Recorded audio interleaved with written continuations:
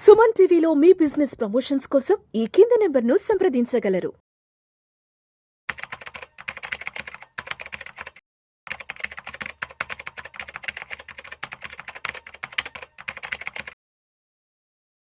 Welcome to Vishnu Talks. నేను మీ విష్ణు. ప్రస్తుతం నాతో పాటు NISM and CRISIL certified wealth manager Revanth Chalmala ఉన్నారు. వారితో మాట్లాడదాం. నమస్తే రేవంత్. నమస్తే అండి.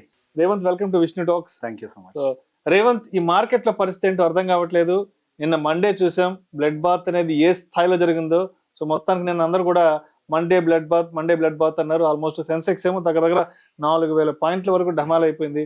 అండ్ ఇవాళ 8th ఏప్రిల్ ట్యూస్డే విషయానికి వస్తే ఆల్మోస్ట్ ఒక 1000 పాయింట్స్ మళ్ళా మార్కెట్ కొంత ర్యాలీ చేసుకుని పైకి రావడం జరిగింది.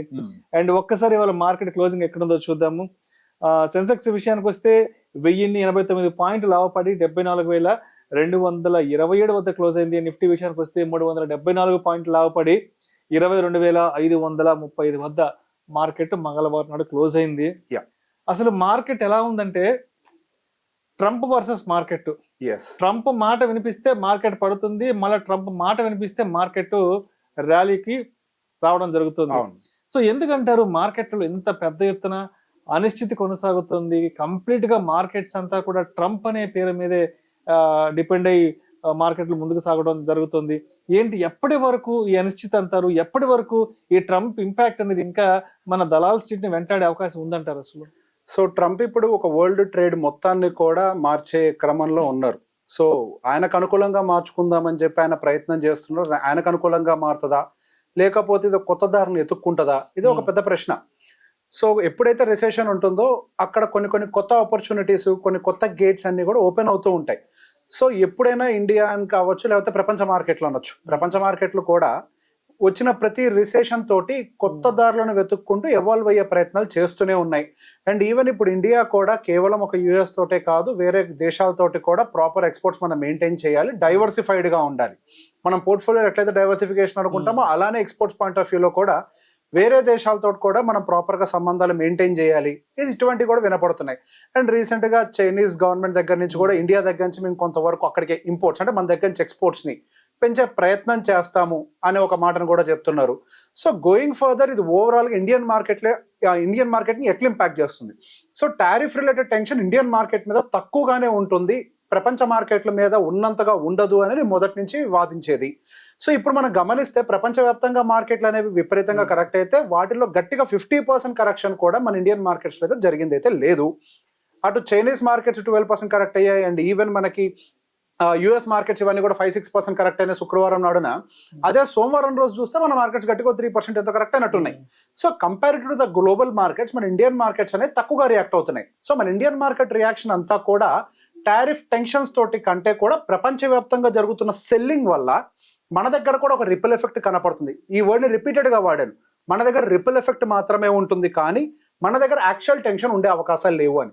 ఒకవేళ నిజంగానే టారిఫ్ రిలేటెడ్ టెన్షన్ కనుక ఇండియా మీద ఉండుంటే నిన్న pharmaceutical and IT segment morning ఎక్కువగా గ్యాప్ డౌన్ అయినప్పటికీ ఫైనల్ వచ్చేసరికి బయింగ్ అంతా ప్రాపర్ గా జరిగి one of the lowest fall in segments గా నిన్న ఫార్మాసిటికల్ అండ్ IT సెగ్మెంట్స్ కనిపించాయి.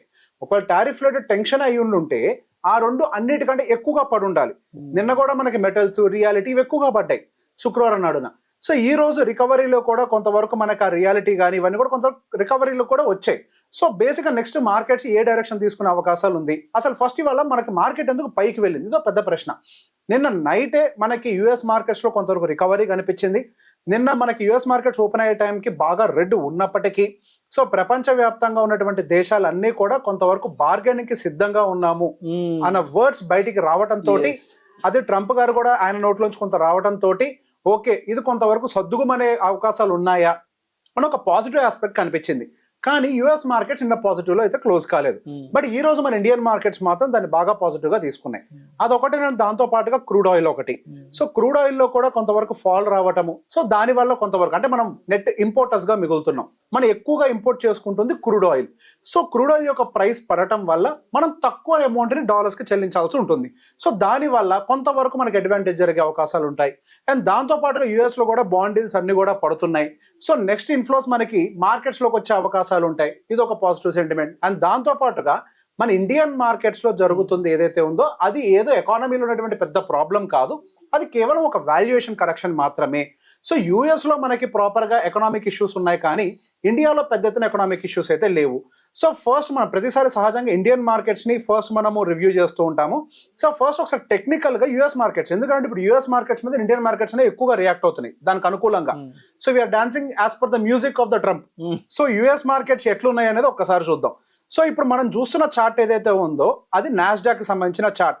సో 2020 నుంచి మనం ఎట్లయితే నిఫ్టీలో ఒక వీక్లీ టైం ఫ్రేమ్ లో చార్ట్స్ చూస్తున్నామో అలానే 2020 రైజ్ ఫాల్ నుంచి యుఎస్ నాస్డాక్ లో కూడా ఒక ఛానల్ ఫామ్ అయింది. ఇప్పుడు కరెంట్ గా మిడ్ ఆఫ్ ద ఛానల్ దగ్గరకు వచ్చి మార్కెట్ సపోర్ట్ తీసుకునే ప్రయత్నం చేస్తున్నాయి నాస్డాక్ లో. అదే S&P 500 విషయంలోకి వచ్చేసరికి సేమ్ ఛానల్ మనకు 2020 ఆ టైం నుంచి ఫామ్ అయినటువంటి ఛానల్ చూస్తే బాటమ్ ఆఫ్ ద ఛానల్ దగ్గరకు వచ్చి సపోర్ట్ తీసుకుంది, ఎగ్జాక్ట్ గా బాటమ్ ఆఫ్ ద ఛానల్ దగ్గరికి. అండ్ డౌ జోన్స్ కండిషన్ కూడా here and there same, almost bottom of the channel. So ఒక రకంగా మనకి ఒక టెక్నికల్ లెవెల్ దగ్గరకు కూడా రావటం. సో ఫండమెంటల్స్ ఉన్నాయి కొన్ని, దాంతో పాటుగా టెక్నికల్ గా కూడా సహజంగా అటువంటి ట్రెండ్ లైన్స్ దగ్గరకు వచ్చినప్పుడు కొంత బయింగ్ జరిగే అవకాశాలు ఉంటాయి. సో ఈ బయింగ్ కొనసాగుతుందా అని అంటే డెఫినెట్ గా గోయింగ్ ఫర్దర్ ట్రంప్ తీసుకున్నటువంటి చర్యల మీద కొంతవరకు ఆధారపడి ఉంటుంది. సో దాంతో పాటుగా ఈ రోజు ఇండియన్ మార్కెట్స్ లో కూడా మరొక విషయాన్ని నేను ఒకసారి చూపించాలనుకుంటున్నాను. సో మనం గ్యాప్ డౌన్ అయ్యాం. శుక్రవారం నాడున గ్యాప్ డౌన్ అయినప్పుడు సహజంగా మనకు ఒక గ్యాప్ అనేది క్రియేట్ అవుతుంది క్యాండిల్ టు క్యాండిల్. సో ఆ డైరెక్షన్ కంటిన్యూ అవ్వాలన్నా కానీ సహజంగా మనకు ఒక థియరీ ఉంది, గ్యాప్ ఫిల్లింగ్ అనేది జరగాలి అని. మేబీ ఇవాళ ఏమైనా ఒక గ్యాప్ ఫిల్లింగ్ గా ఉంటుందా, సో అది కూడా మనం పరిగణించాల్సిన అవసరం ఉంది. సో ఈ రోజు మార్కెట్ మనకి నిఫ్టీలో 23,650 పైకి వెళ్ళినా కానీ మళ్ళీ అక్కడి నుంచి సెల్ ఆఫ్ వచ్చి మళ్ళీ 23,535 దగ్గర సెటిల్మెంట్ జరిగింది. సో బేసిక్ గా పైకి వెళ్ళినా అక్కడి నుంచి మళ్ళీ సెల్లర్స్ యాక్సలరేట్ అవుతున్నారు. సో మనకు ఉన్నటువంటి ఛానల్ లోపలికి వచ్చి ఆ ఛానల్ బ్రేక్ చేసి పైకి వెళ్ళే ప్రయత్నం చేసినా మళ్ళీ అదే ఛానల్ లోపలికి వచ్చి క్లోజ్ చేసే ప్రయత్నం చేశారు మనకి ఇక్కడ మార్కెట్ ప్లేయర్స్ అందరూ కూడా. సో ఇవాళ వచ్చినటువంటి ఒక పాజిటివ్ ర్యాలీని మనం దాన్ని కంప్లీట్ గా పాజిటివ్ గా తీసుకునే అవకాశాలు అయితే లేవు. మరి కొంతకాలం మనం వెయిట్ చేసి అక్కడ మనకి ఎటువంటి డెవలప్మెంట్స్ జరుగుతున్నాయి టారిఫ్ రిలేటెడ్, ఇది కూడా మనం గమనించాల్సిన అవసరం ఉంది. సో టారిఫ్ రిలేటెడ్ ఓకే, ఇప్పుడు టారిఫ్ అనే టెన్షన్ స్టార్ట్ అయింది. ఇప్పుడు ఏదైతే మాక్సిమం డ్యామేజ్ చేయాలనుకుంటున్నారో దాన్ని ఆల్రెడీ అనౌన్స్ చేసేసారు, ఇది మీకు మాక్సిమం చేసే డ్యామేజ్ అని. అట్లా కాకుండా ఎవరైనా రిటాలియేట్ టారిఫ్ వేస్తాను అంటే వాళ్ళతోటి మాత్రమే పర్టికులర్ గా గొడవలు ఉంటాయి, కానీ ప్రపంచవ్యాప్తంగా అందరూ కొట్టుకుంటారని అటువంటి పరిస్థితులే కనపడట్లేదు. అందరూ దాదాపుగా మౌనంగానే ఉంటాము, మేము కొంతవరకు శాంతియుతంగానే ఈ ప్రాబ్లమ్ ని సాల్వ్ చేసి ట్రేడ్ వార్ లేకుండా చూసుకుంటామన్న వాయిస్ తోటి ఉన్నారు, ఎక్సెప్ట్ చైనా. సో ఒక్కరితోటి అది ప్రాబ్లం. ఒక రకంగా చైనా తోటి ఒకవేళ ట్రేడ్ వార్ ఎక్స్కలేట్ అయినా అది ఇండియాకి అడ్వాంటేజ్. అవును, ఎందుకు ఇప్పుడు బేసిక్ గా వాళ్ళు డైరెక్ట్ గా వాళ్ళ కంట్రీ నుంచి యూఎస్ కి ఎక్స్పోర్ట్ చేస్తే వాళ్ళకి ట్యాక్సెస్ అనేవి ఎక్కువగా పడతాయి. సో ఇప్పుడు అవి కనుక ఇండియా త్రూ రీరూట్ చేసి ఎక్స్పోర్ట్ చేస్తే కంపారిటివ్ తక్కువ ట్యాక్స్ పడే అవకాశాలు ఉన్నాయి. సో ఇక్కడ ఎక్స్పోర్ట్స్ కి కొన్ని కొత్త గేట్స్ కూడా ఓపెన్ అవుతాయి ఇన్ కేస్ వాళ్ళకి కనుక ఎస్కలేట్ అయితే. సో దాన్ని మనం పెద్ద ఎత్తున నెగిటివ్ గా చూడాల్సిన అవసరం ఏం లేదు. ఇండియా పైన టారిఫ్ రిలేటెడ్ టెన్షన్స్ చాలా తక్కువ. అగైన్ మనకి ఎక్కువ ఇంపాక్ట్ అయితే ఫార్మాసిటికల్, ఐటీ ఇవి మాట్లాడుకుంటున్నాం కదా, లార్జ్ క్యాప్ అంటే మనకి ఎక్కువ వెయిటేజ్ ఉండి ఇండెక్స్ ని డ్రాగ్ చేసేది అవే. ఫార్మాసిటికల్ పాయింట్ ఆఫ్ వ్యూలో మనం మాట్లాడితే దాదాపుగా 30 to 35% ఎక్స్పోర్ట్స్ చేస్తున్నాం మనము. అందులో ఒక 50% మనం యూఎస్కి వెళ్తున్నాయి మన దగ్గర నుంచి ఎక్స్పోర్ట్స్ అనేవి. అంటే గట్టిగా ఎంత ఎక్స్పోర్ట్ చేస్తున్నాం, 15% 16% ఎక్స్పోర్ట్ చేస్తున్నాం మనం. సో దానికోసం అంటూ మన కంగారు పడిపోయి ఏదో ఫార్మాసిటికల్ మొత్తం డిస్ట్రాయ్ అయిపోతుంది అంటే అటువంటి కండిషన్ లేదు. అసలు ఇప్పటిదాకా అనౌన్స్ చేయలేదు, ఒకవేళ చేసినా ఏం కాదు.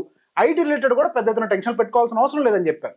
సో ఇక్కడ నుంచి మన వల్ల గమనించాల్సింది యుఎస్ మార్కెట్ లో రిసెషన్ ఫియర్స్ ఎంతవరకు డెవలప్ అయ్యే అవకాశాలు ఉన్నాయి, ఇదే మెయిన్ టాపిక్. అల్లా యుఎస్ రిసెషన్ కనుక హిట్ అయితే అప్పుడు కొంతవరకు మనకి ప్రెషర్ అనేది బిల్డ్ అవుతుంది, కానీ అది లేకుండా ఒక టారిఫ్ టెన్షన్ అంటే కనుక మన ఇండియన్ మార్కెట్స్ పెద్దగా హిట్ తీసుకునే అవకాశాలు అయితే లేవు. సో ఆల్రెడీ యుఎస్ రిసెషన్ కి సంబంధించి ఫెడ్ ఒక 23-24% ప్రాబబిలిటీ ఇంతకు ముందేనంటే ఇప్పుడు 35% వరకు కూడా ప్రాబబిలిటీ ఉందని చెప్తుంది. అదే విధంగా కొన్ని బ్యాంక్స్ అంటే వాళ్ళు రీసెర్చ్ రిపోర్ట్స్ రిలీజ్ చేస్తారు కదా, వాళ్ళు కూడా ఇంతకుముందు 30% రిసెషన్ హిట్ అవుతుందని వాళ్ళు అంటే ఇప్పుడు 60 అని అంటున్నారు. సో ఈ టారిఫ్ రిలేటెడ్ టెన్షన్ కనుక ఇంకొన్ని నాళ్ళు కనుక కంటిన్యూ అయితే రిసెషన్ హిట్ అవ్వడానికి చాలా హై ప్రాబబిలిటీ అయితే ఉంది. కాకపోతే మన ఇండియన్ మార్కెట్స్ అనేవి కంపారిటివ్లీ స్టేబుల్ గా ఉన్నాయి. వరల్డ్ మార్కెట్స్ రియాక్ట్ అయినంతగా మనం రియాక్ట్ అవ్వట్లేదు. Part and parcel of the cell of మన ఇండియన్ మార్కెట్స్ మాత్రమే సెల్ ఆఫ్ లో గురవుతున్నాయి, కానీ పెద్ద ఎత్తున టెన్షన్స్ మనకు లేవు. అండ్ దీంతో పాటుగా ఒకసారి వీక్లీ టైం ఫ్రేమ్ కూడా ఫినిష్ చేసి నెక్స్ట్ దాంట్లోకి వెళ్తాను ఒకసారి. సో వీక్లీ టైం ఫ్రేమ్ ప్రకారం కూడా ఆ ఛానల్ ని బ్రేక్ డౌన్ చేసేసి మనకి ఈ వీక్ క్యాండిల్ అయితే కిందనే ఫార్మ్ అవుతుంది. సో గోయింగ్ ఫర్దర్ మనకి అంటే రేపు ఎక్స్పైరీ ఉంది మనకి. సో గురువారం రోజు సెలవు ఉన్నట్టుంది మనకి, మార్కెట్ సెలవు ఉంది. సో బుధవారం నాడున ఎక్స్పైరీ కొంతవరకు మనకి 23,800 నుంచి 23,900 దగ్గర రెసిస్టెన్స్ అని ఫేస్ చేస్తుంది అనుకుంటున్నాను, ఎందుకంటే అది గ్యాప్ ఉంది అక్కడ. ఆ గ్యాప్ ని ఏమన్నా టచ్ చేసి కిందకి రావచ్చేమని అనుకుంటున్నాను. సో ఇది గనక జరిగినట్లయితే కొంత లోవర్ సైడ్ కన్సాలిడేషన్ కంటిన్యూ అయ్యే అవకాశాలు కనపడుతున్నాయి.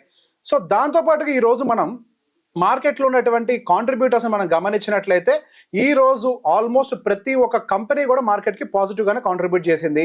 అండ్ ఐటీ అంటే ఇన్ఫోసిస్ దాదాపుగా 25 పాయింట్స్, రిలయన్స్ 25, ఎల్టీ 25, అట్లా ఆల్మోస్ట్ ఎవ్రీ సైడ్ అన్ని కూడా. ఒక పవర్ గ్రిడ్ మాత్రమే కేవలం ఒక 0.46% పడ్డది, కానీ అన్ని సెగ్మెంట్స్ కూడా మనకి ప్రాపర్ గా మార్కెట్ కి కాంట్రిబ్యూట్ చేసాయి. అంటే ఒక బ్రాడర్ బేస్డ్ బయింగ్ జరిగింది మార్కెట్ లో, ఏదో ఒక సెక్టర్ 2 సెక్టార్లు చేసినటువంటిది అయితే కాదు. అండ్ ఎఫ్ఐఆర్ రిలేటెడ్ సెల్లింగ్ నిన్న కొంతవరకు సెల్లింగ్ అయితే విపరీతంగా చేశారు. మనకి ఎఫ్ఐఎస్ దాదాపు నిన్న 9,000 కోట్లు అమ్మారు, అంటే శుక్రవారం నాడున. అంటే మనకి అదే టైంలో డిఐఎస్ కూడా 12,000 కోట్లు బయ్యి.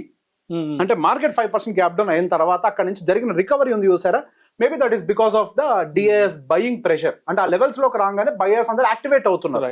సో గోయింగ్ ఫర్దర్ కూడా ఆ సపోర్ట్ ఆ లెవెల్స్ నుంచి వస్తాయి అని చెప్పేసి నేను కొంతవరకు యాంటిసిపేట్ చేస్తున్నాను. సో ఇప్పటికి ఆల్మోస్ట్ మనకి 8th ఇప్పటి వరకు ఎఫ్ఐఎస్ దాదాపు 22,000 కోట్లు అమ్మేశారు, డిఐఎస్ దాదాపు 17,000 కోట్ల వరకు కూడా బయ్యింగ్ అయితే చేశారు. అండ్ దీంతో పాటుగా ఒకసారి ఈ మ్యూచువల్ ఫండ్స్ కి సంబంధించినటువంటి డేటాను కూడా గమనిస్తే వైటీడీ అని అంటాం కదా, అంటే year to date. So year to date అంటే జనవరి 1 నుంచి నిన్నటి శుక్రవారం క్లోజింగ్ వరకు చూసినట్లయితే మనకి IT segment mutual fund average దాదాపు 23% కోల్పోయింది. స్మాల్ క్యాప్ 19%, మిడ్ క్యాప్ దాదాపుగా 15% కోల్పోయింది. అండ్ తక్కువ కోల్పోయింది ఎవరు అని అంటే సెక్టార్స్ లో బ్యాంక్స్ కేవలం 2.85% మాత్రమే కోల్పోయాయి.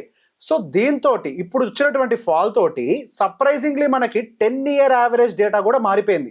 సహజంగా మిడ్ క్యాప్ స్మాల్ క్యాప్ అంటే 18-19%, 20% డెలివరీ అని అంటాం కదా. ఈ ఫాల్ వల్ల యావరేజ్ టోటల్ సెగ్మెంట్ యొక్క returns last 10-year average small cap 14.7 దిగిపోయింది. అంటే this is a realistic return.